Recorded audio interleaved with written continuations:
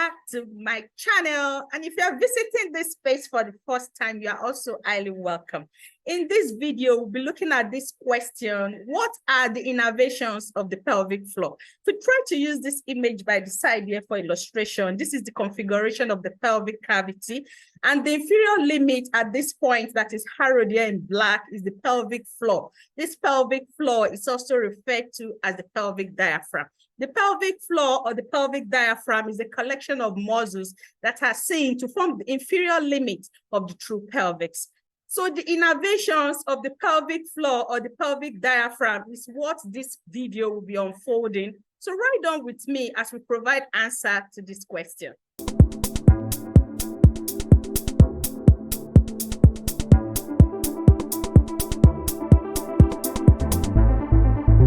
The pelvic floor, the pelvic diaphragm is innervated by the pudendal nerve.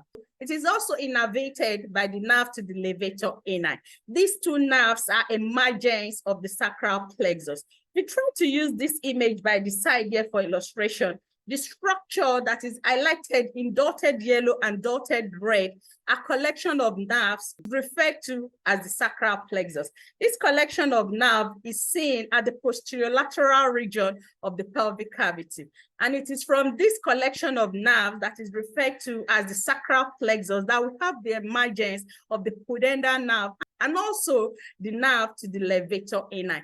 These two nerves are seen to provide innervation for the pelvic floor or the pelvic diaphragm. So if we look at the inferior limit of the pelvic cavity, we have this structure that is referred to as the pelvic floor or the pelvic diaphragm, here highlighted in black, and this is what is seen to form the inferior boundary of the pelvic cavity. So you have the emergence of the pudendal nerve here that is highlighted in blue from the sacral plexus. And after its emergence, you see that it gives off branches to innervate the pelvic floor. We also have the emergence of the nerve to the levator ani here that is highlighted in red. And after its emergence from the sacral plexus, you also see this nerve also providing innervations for the pelvic floor or the pelvic diaphragm.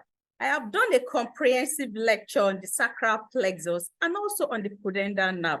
You can go and check those lectures up to see the details of how the pudendal nerve and also the nerve to the levator ani emerge from the sacral plexus. So in case we come across this during examination, if we are asked to list the innervations of the pelvic floor or the pelvic diaphragm, the answer is the pudendal nerve and also the nerve to the levator ani. So I hope you find this useful, and thanks for watching.